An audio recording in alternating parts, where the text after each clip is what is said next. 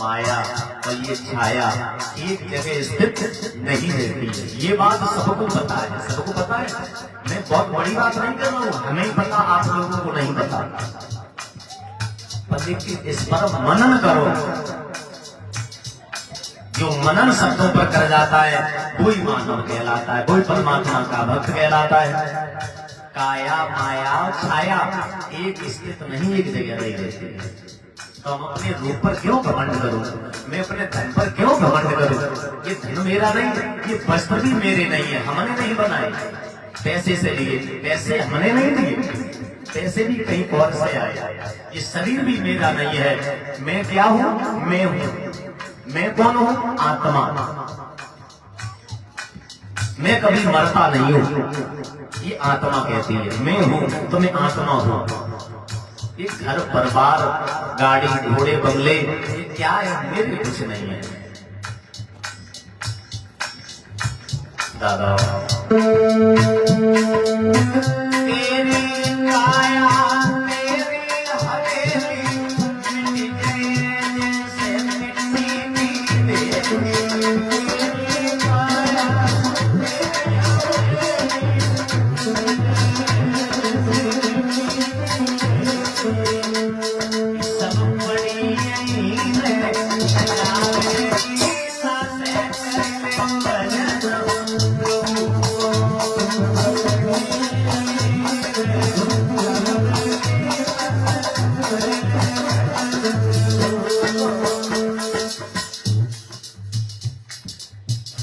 कल महान आत्मा का देहांत हुआ है, जो बाबा जी जो परमात्मा के चरणों में पहुंचे हैं।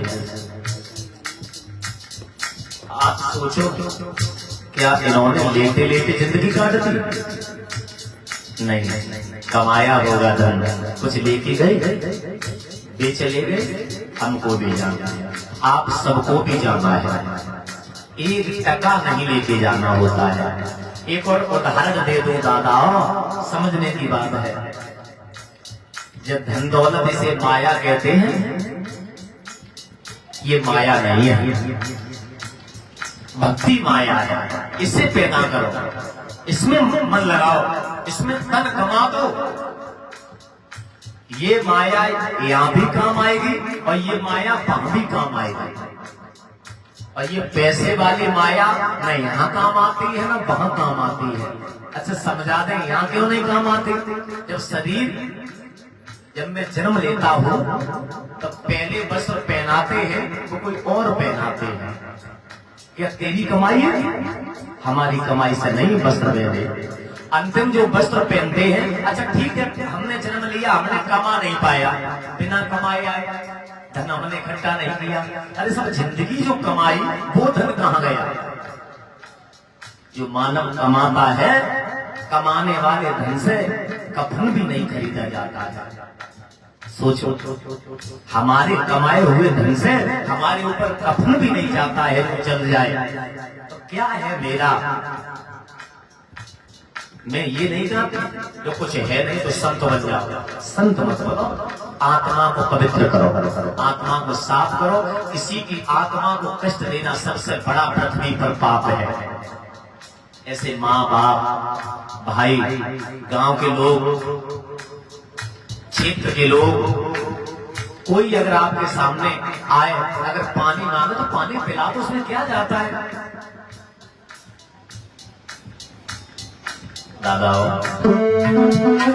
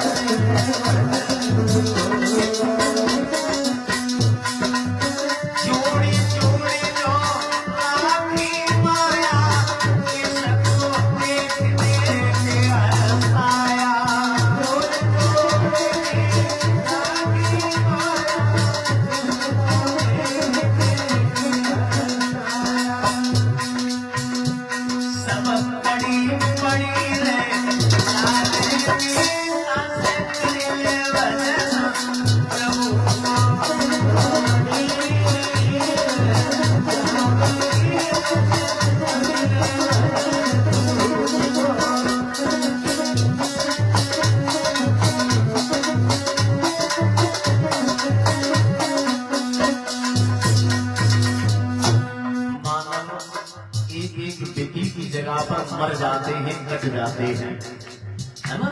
एक विधि जगह देने के लिए तैयार नहीं होते। अगर किसी ने कहा भैया हमारी दीवार टेढ़ी हो रही है, हम एक हाथ आप में ले ले तो मतलब सीधी कर ले ना, एक अंगुल और गिरा जाना, चिनाई करो तो अपने तरफ से करो, हमारे तरफ से मसालों में गिर जाए। ये मानवता है। देखो मन ना करो मेरी मेरी, न रहे तेरी मेरी। 4 दिना की रेन अंधेरी, 4 दिना की रेन उजेरी, फिर रहे अंधेरी तेरी, न रहे तेरी मेरी। दादा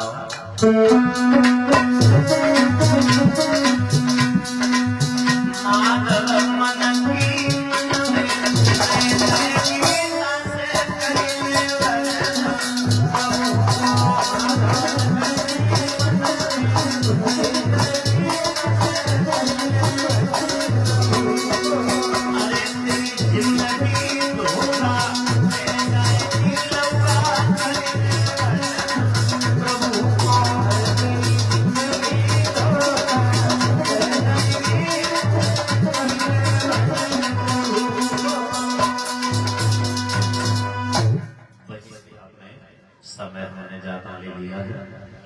महाभारत की कथा चल रही थी, वही प्रश्न का ध्यान दें। महाभारत हुआ, इतनी सी बात पर महाभारत हुआ। कौरवों ने कहा मैं पांडवों को एक सुई की नोक तक की जगह में नहीं दूंगा। अब बताओ, कहते हैं स्त्रियों के ओठों पर अमृत बताया है और जिह्वा पर जहर बताया, विष बताया है। द्रौपदी अगर दुर्योधन से अंधे का अंधा न कहती तो ये महाभारत शायद नहीं होता। क्योंकि दुर्योधन को जहां जल था वहां थल नजर आ रहा था, जहां थल था वहां जल नजर आ रहा था।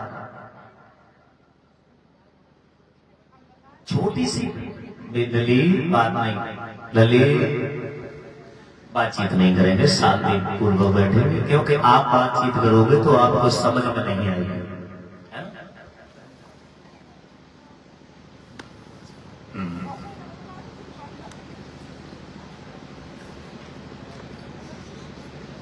महाभारत होने से पहले भगवान कन्हैया दुर्योधन से बोले, मुझे ये बताओ, एक तरफ है फौज, एक तरफ है मैं, आप किनको चुनना चाहते हो?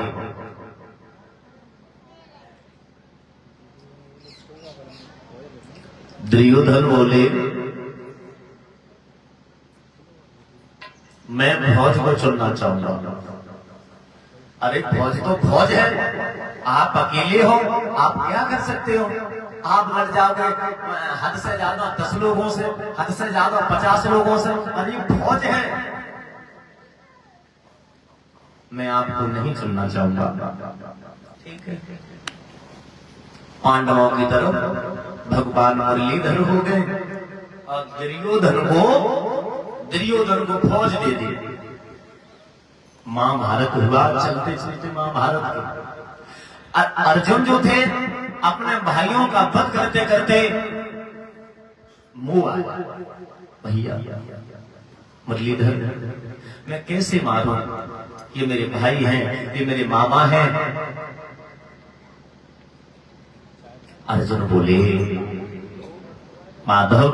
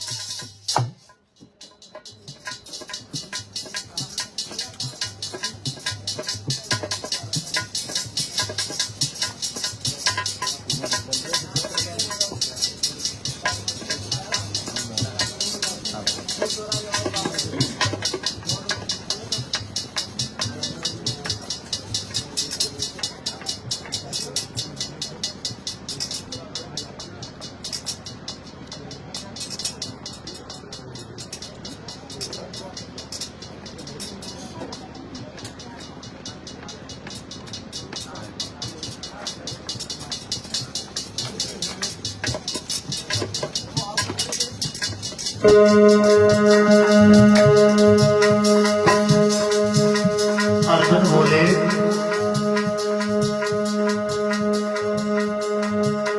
माधव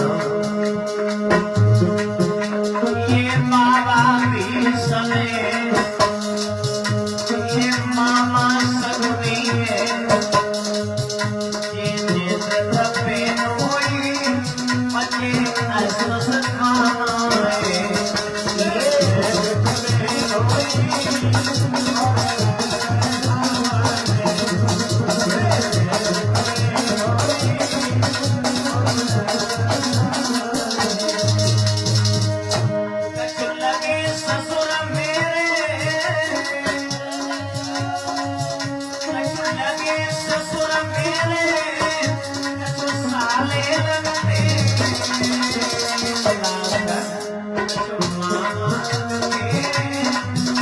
जो पिता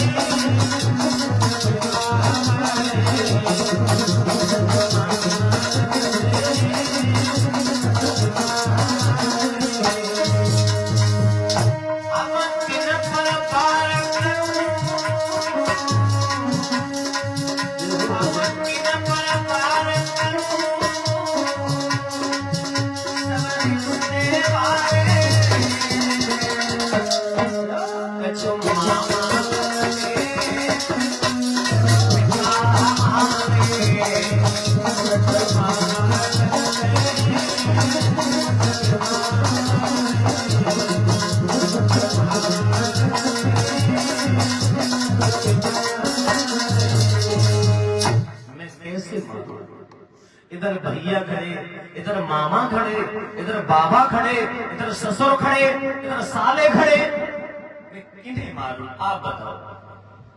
भगवान माधव ने जवाब दिया है अर्जुन, जो मर रहे हैं वो मैं ही हूं, और जो मरेंगे वो मैं ही हूं, मर चुके वो भी मैं ही हूं, और जो मार रहे हैं वो भी मैं ही हूं।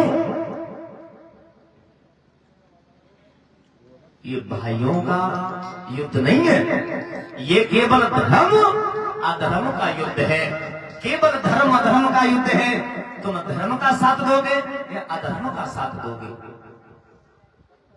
फिर बाण चलाने लगे। सबसे बलशाली भीष्म पितामह नाम सुना होगा। सुबह तक शाम हो जाती है, जिधर क्षेत्र में निकल जाते हैं उधर काई सी फटी चली जाती है। भीष्म पितामह की आज्ञा। ये भीष्म पितामह ये गंगा के पुत्र थे, गंगा मैया के पुत्र थे।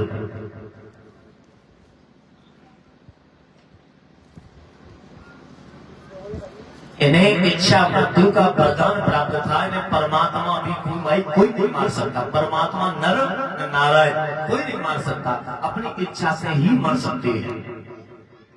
पर इन्हें एक श्राप लग गया था। श्राप कैसे लगा?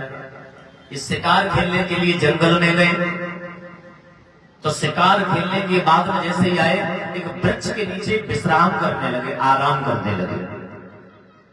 आराम जब करने लगे हैं तो जो सर्प होता है, जो सर्प जिसके दोनों तरफ मुंह होता है, जिसे दुमई कहते हैं, तो वो दुमई रेंगती हुई आ गई। और जैसे ही दुमई आई तो बाण के नोक से उठाया और फेंक दिया कि चली जाए, पर लेकिन दुमई वो रेंगती हुई फिर आ गई।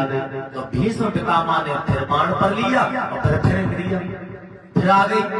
तो तीसरी बार भीष्म पितामह ने क्रोध में आकर के लंबी तरह से फेंक दी। वो कटीले वृक्ष के ऊपर गिर गई। उसका मुंह नीचे हो गया, दोनों मुंह नीचे हो गए, उसका शरीर कांटों में फंस गया। भटक भटक करके मृत्यु हुई। उसी ने श्राप दिया, जैसे मेरी मृत्यु हो रही है इसी प्रकार तेरी मृत्यु होगी। तो महाभारत के चलते चलते भीष्म पितामह का शरीर बाणों से छल्ली कर दिया, पर लेकिन भीष्म पितामह के प्राण नहीं छूटे। क्योंकि इच्छा मृत्यु का प्रदान। हम अपनी इच्छा से मर सकते, कोई नहीं मार सकता।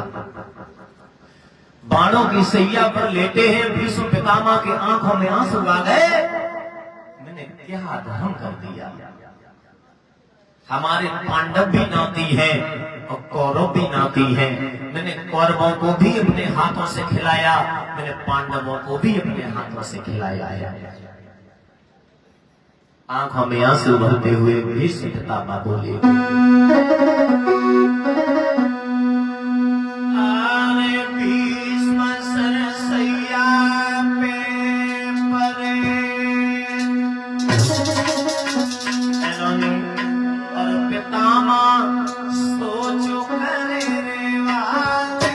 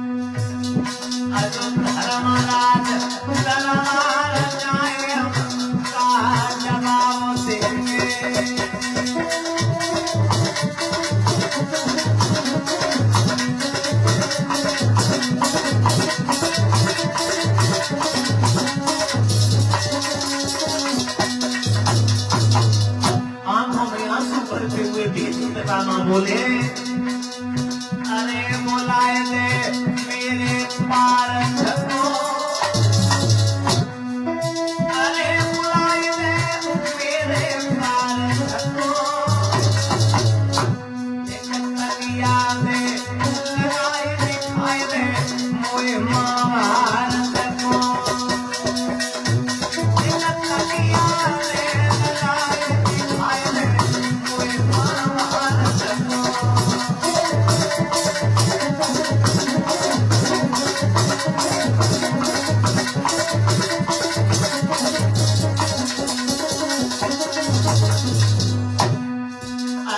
आज मेरो पान लगा हो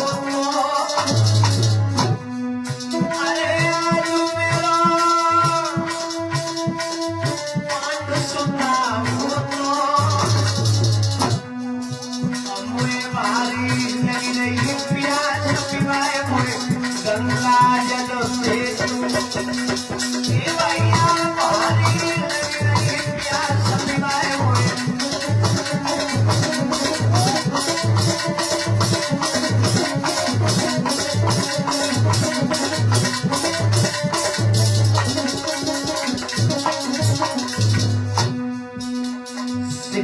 पास बैठे समझाने लगे होनी को कोई टाल नहीं सकता जो होनी होती है वो हो करके ही रहती है। तो भीष्म पितामह बोले अरे शिकंडी मुए मत समझावे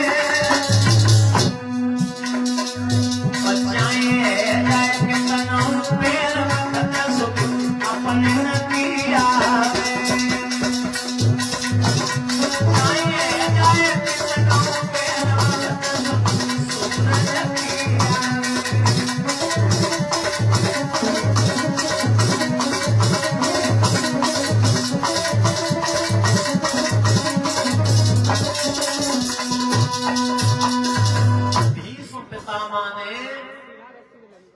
अपनी इच्छा से प्राणों को छोड़ दिया।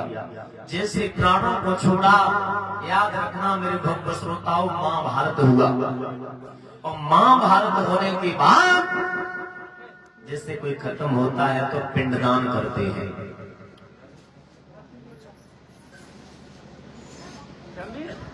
तो मैया कुंती पांचों पुत्रों को लेकर के पिंडदान करने के लिए चली है।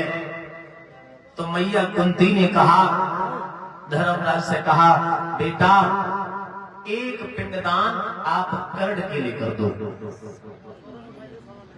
कर्ण के लिए क्यों कर दो? कर्ण मेरा घर का नहीं है, कर्ण मेरा खानदान का नहीं है, मैं कर्ण के लिए पिंडदान क्यों कर दूं? पिंडदान अपनों का होता है, परायों का नहीं होता है। तो मैया कुंती बोली, बेटा कर्ण भी अपना था, पराया नहीं था। हमारे 5 पुत्र नहीं थे, मेरे 6 पुत्र थे। 6 पुत्र, 5 पुत्र जितने सामने खड़े हैं, मेरे 6वां पुत्र कौन है? मैया कुंती बोली, बेटा जिसका मैं नाम ले रहा हूं कर्ण, हाँ ये मेरा सबसे बड़ा पुत्र है। मां कर्ण मेरा भाई है? जवाब दिया, हाँ तेरा भाई है। कर्ण मेरा भाई, आज तक तूने नहीं बताई, आज क्यों बताई? पहले क्यों नहीं बताई तूने? मैं कैसे बताती? जिसे हमने जिस समय जन्म दिया था कर्ण को, तब मेरी शादी नहीं हुई थी। इसे हमने कुंवारे पर जन्म दिया और लोक लज्जा के कारण इसे हमने गंगा मैया में बहा दिया था। मैं कैसे बताती कि मां की ममता ऐसी थी जो कि चुपके चुपके कर्ण से मैं मिलने आधी रात जाया करती थी।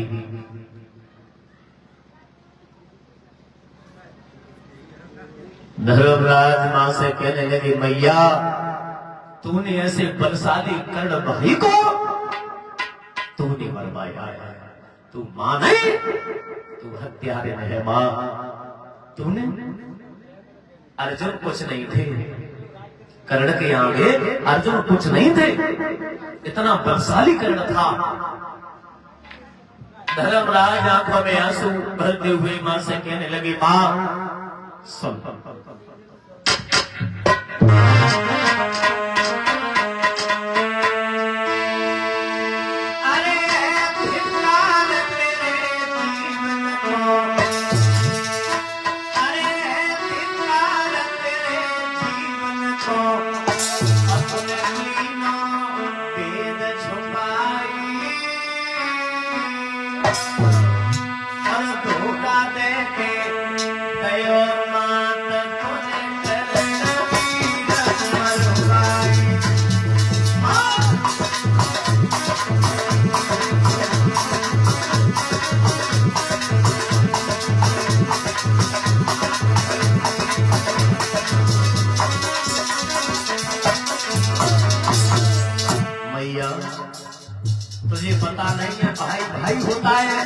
भैया मारे भाई में डाले, पैरी मारे हम में डाले।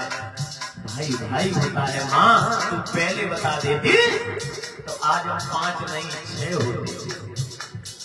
तो इतने दिन लग गए, इतने दिन महाभारत में नहीं लग गए अगर मेरा बलशाली भाई मेरे तरफ खड़ा होता। मैया कुर्ती से बोली है, अरे जो हम जनते जो हम जनते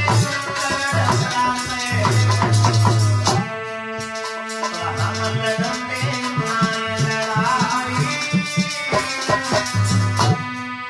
जो कि छुते शरण मरण हुए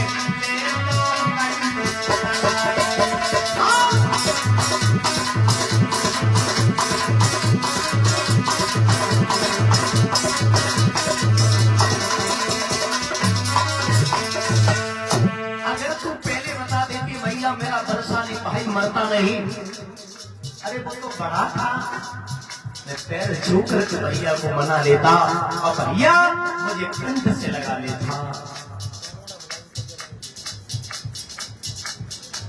मैया कुंती की आंखों में आंसू डाले, बेटा पानी को कोई टाल नहीं सकता। ये मेरी किस्मत में ये लिखा था वो हुआ। बात दोहराने से तो पिछले उखाड़ने से तो कम नहीं बल्कि दूसरे होते हैं। तो भैया कुंती बोली लाला,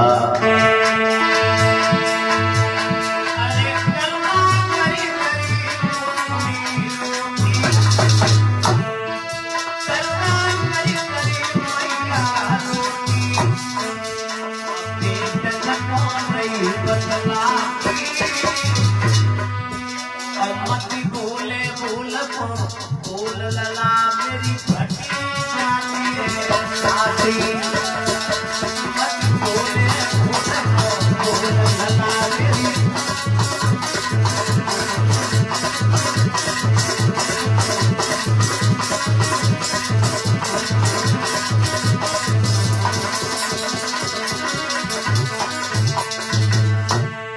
मैया कुंती ने कहा बेटा आप मत बोलो, जो हुआ वो हो गया।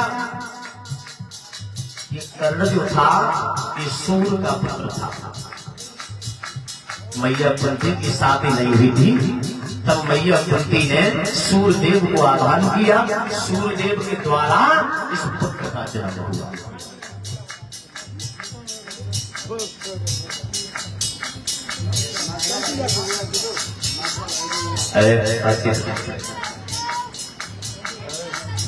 आगे अर्जुन बढ़े। अर्जुन ने कहा मैया कर्ण मेरा सगा भाई था। जवाब दिया हाँ तेरा सगा भाई था।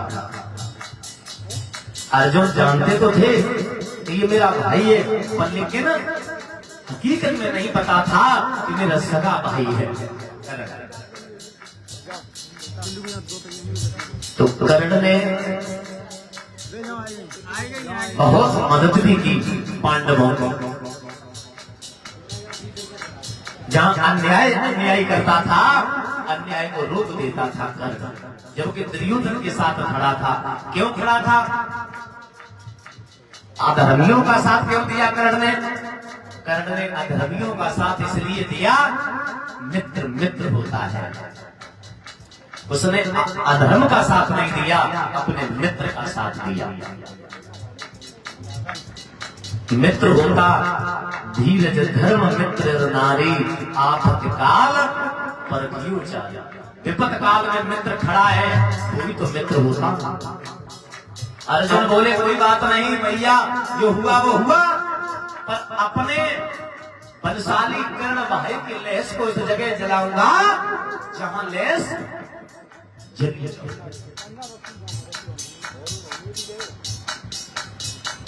भगवान कन्हैया ने कहा अर्जुन न सोचती हो न समझते हो, आप प्रण कर लेते हो। आपको पता है ऐसी कोई जगह है? चारों दिशाओं में घूमे आओ। परीक्षित महाराज अर्जुन को चारों तरफ भेजा भेजा घूम के चारों दिशाओं में घूमे आए, कोई जगह नहीं मिली जहाँ लेस न जले। हाथ जोड़ गए, माधव से कहा माधव आप ही पर पूरा करो। भगवान कन्हैया भी बड़ी है, अरे तब सम्मान करो तो और सम्मान तब सम्मान करो तो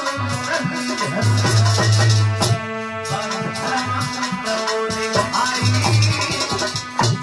और तेरी हथेली करी श्यामले ला सको तेरी हथेली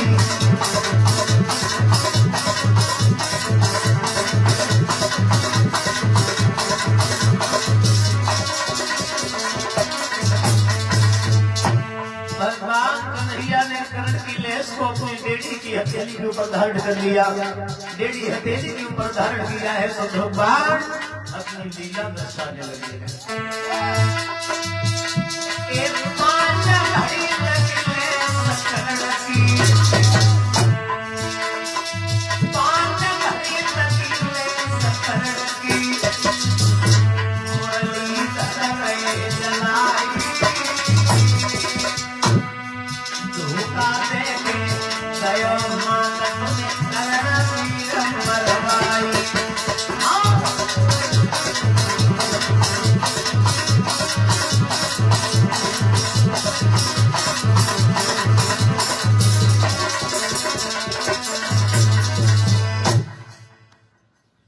एक नहीं दो नहीं 5 घड़ी तक कर्ण की लेस को अपनी टेढ़ी हथेली के ऊपर भगवान कन्हैया जलाती रही।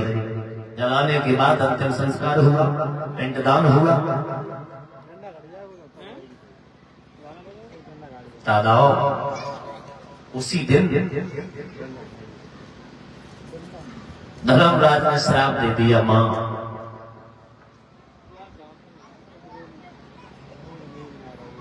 मैं श्राप देता हूं, और मैं तुझे श्राप नहीं, मैं नारी जाति को मैं श्राप देता हूं। आज के बाद स्त्रियों के पेट में कोई बात रुक नहीं सकती। ये धर्मराज का श्राप है, मैया कुंती के पुत्र का श्राप है। आप कितनी भी अच्छी बात कह देना और कितनी भी बुरी बात कह देना, और बुरी बात कहने के बाद में एक बात जरूर कह देना कि आप किसी से कहना मत, तो पेट में रुक नहीं सकते। आज नहीं तो कल, कल नहीं तो परसों रोटी तब ही बचेगी जब बात निकल के बाहर आ जाएगी। जब तक पेट में बात रहेगी तब तक रोटी का पानी तक नहीं बचता है स्त्रियों के।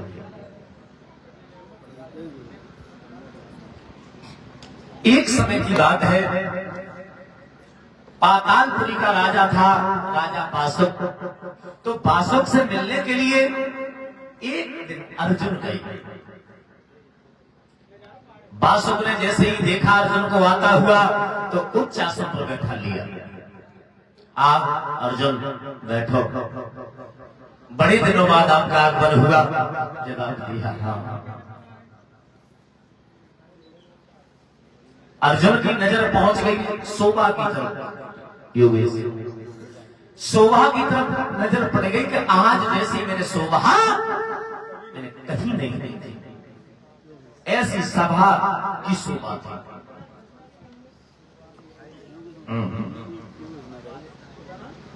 तो विचार कर रहे कैसी शोभा थी वो कचहरी की,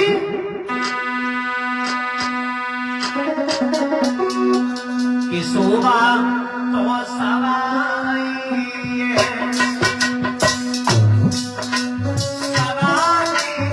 शोभा तो सवाई शोभा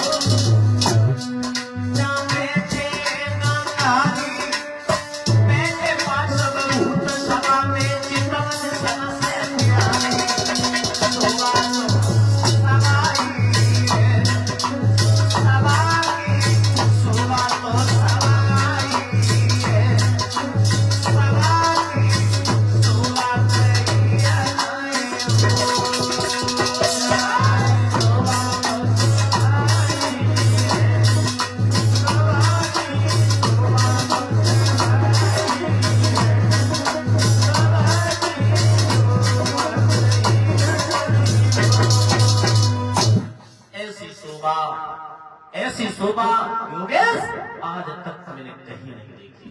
इतनी सुंदरता शोभा की थी। तो बासुक ने जवाब दिया, अर्जुन हमने कुछ सुना है, मतलब कि तुम्हारे पुत्र की बहू की गर्भ है। भैया पैर पीछे कर लो, व्यास गति की तरफ इधर कर लो, उधर कर लो, सामने मत किया।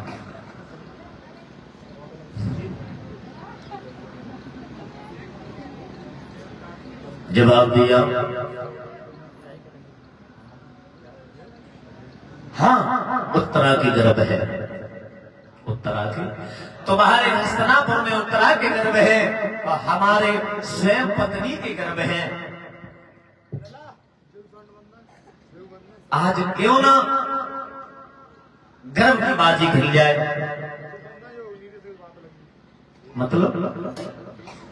मतलब ये है, यो खेल जो जीत जाएगा और जीतने वाले में लड़का पैदा हुआ, हारने वाले में लड़की पैदा हुई, तो खेल ये कहता है कि ये खेल रिश्ता में बदल जाएगा।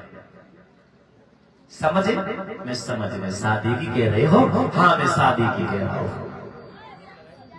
अर्जुन ने दिमाग दिया, राजन अगर दोनों के यहां लड़की पैदा हुई फिर ये खेल किधर जाएगा? इधर या इधर? क्योंकि दोनों के आगे लड़की पैदा हो गई तो लड़की लड़की में तो शादी नहीं हो सकती। बासुक बोले, बहुत दिमाग देते हो अर्जुन, अच्छा तुमने सोचा समय से पहले। ठीक है, इसका भी मैं मतलब फैसला कर देता हूँ। अगर दोनों के यहाँ लड़की पैदा हुई तो जीतने वाले की लड़की जिस समय ससुराल जाएगी, हारने वाले की लड़की उसके साथ में दासी के रूप में जाएगी। मंजूर? मुझे मंजूर है। और अगर लड़का पैदा हो गए दोनों के घर में फिर ठीक बताता हूं। जीतने वाले का लड़का जिस समय राजगद्दी पर बैठेगा उस दिन हारने वाले का लड़का उसका मंत्री के पद पर आएगा। तो ठीक है, फैसला हो गया, जवाब दिया हो गया। मंगाओ, पासे मंगाए गए, पासे मंगाए गए, अर्जुन को दिए। लोग खेल प्रारंभ करो। अतिथि देवो भव। आप सम्मानी हो, हमारे घर पे आए हो, आप खेल प्रारंभ करो। लेकिन नहीं, आप यहाँ के राजा हो, आप ही खेल प्रारंभ करो। तो बासुक ने हाथ में पासे लेने के बाद जैसे खेल प्रारंभ किया है, हुआ क्या कि पासे ले उठाई और समाज चलाई धन में डाले, और जब खोटे पड़ी तीन रेगे अंधेरे आए।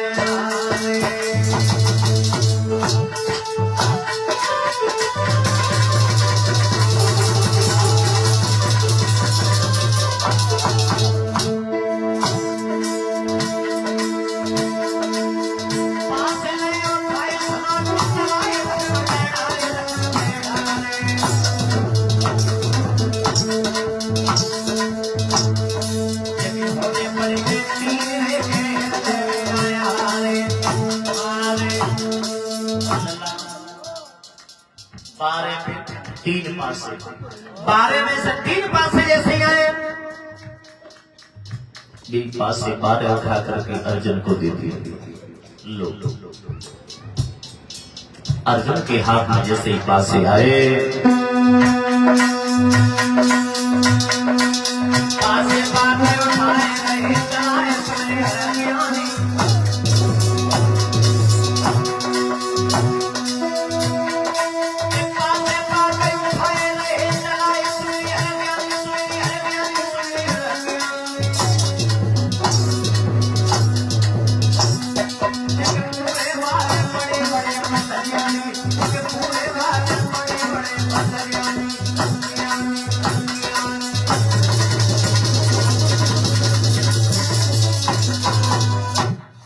राजा बासुक उदास हो गया।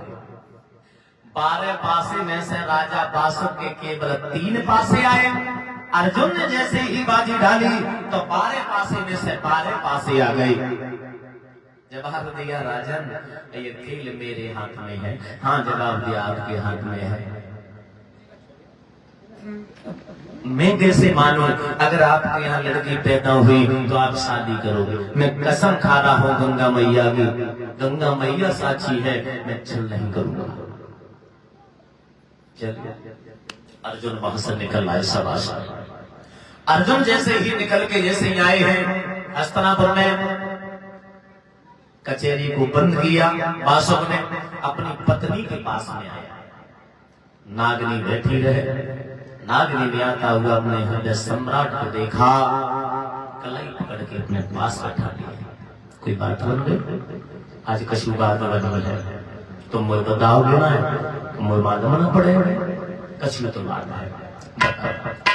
इस उदासी का कारण ये दासी जानना चाहती है, क्या कारण है? राजा बासुक के मुख में से एक शब्द ना निकल। नागनी समझाए कि बोली, ए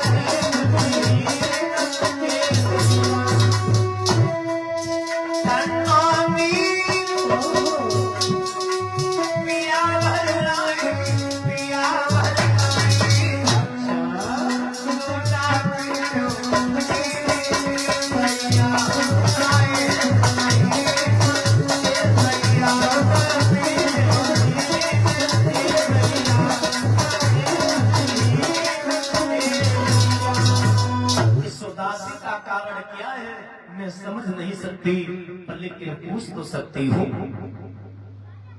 क्या कारण है?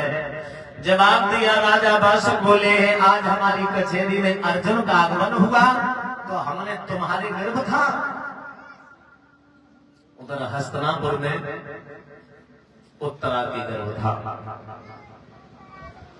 तो हमने गर्भ की बाजी लगा दी, क्योंकि हमने ये सोचा था अगर हम ये खेल जीत जाएंगे तो हस्तिनापुर की लड़की हमारे नाग लोक में आएगी तो मेरी नाक ऊपर हो जाएगी, मेरी शान ऊपर हो जाएगी। पर लेकिन रानी ऐसा नहीं हुआ, मैं हार गया। हारने का मतलब बिल्कुल नहीं हारा, अब आप हारोगे, हम हराएंगे। भैया कैसी बातें कर रहे हो? हाँ, मैं सच कह रहा हूं। आपके उधर से अगर बेटी का जन्म हो गया तो मेरी इज्जत मिट्टी में मिल जाएगी। जो इतने शब्द सुने, तो गर्भ से बेटी ने जन्म लिया तो इज्जत मिट्टी में मिल जाएगी। वैसे ही नागनी बोली, पिया ये तो हाथ की ना हमारे की बात है, ना हाथ की तुम्हारे की बात है, पर बात तो जय है, काक सुनो। अरे सुन सैया के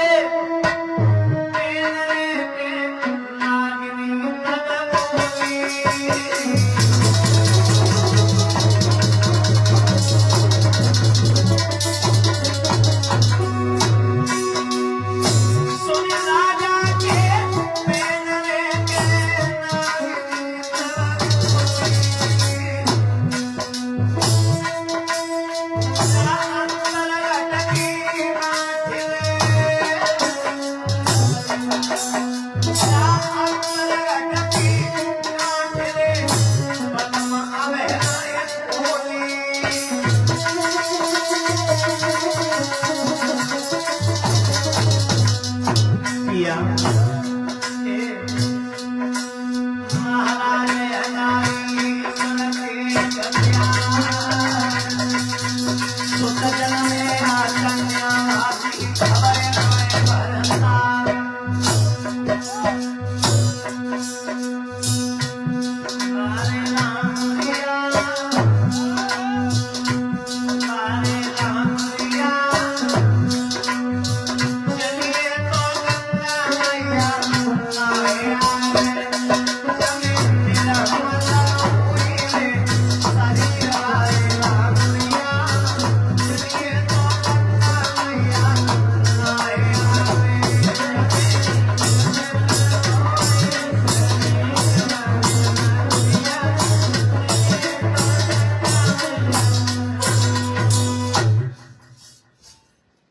जवाब दिया नागनी बोली अपने पिया से पिया उदड़ में बालक है यह बच्ची है न हम जाने न तुम जानो वो परमात्मा जाने पर लेकिन संकट से निकलना अगर हमारे हाथ की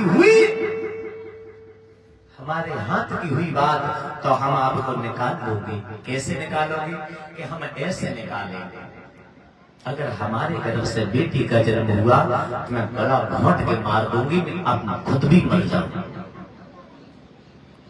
मेरे गर्भ से पुत्र का जन्म हुआ तो मैं महल में खुशियां मनाऊंगी, आपकी कचहरी तक सूचना भिजवाऊंगी। धीरज बना दे पिया, चिंता मत करो, हमें पता है कि हमारे गर्भ से पुत्र का ही जन्म होगा। धीरज बना दे, आप चिंता करते रोटी खा। जैसे याद रखना मेरे भक्त श्रोताओं,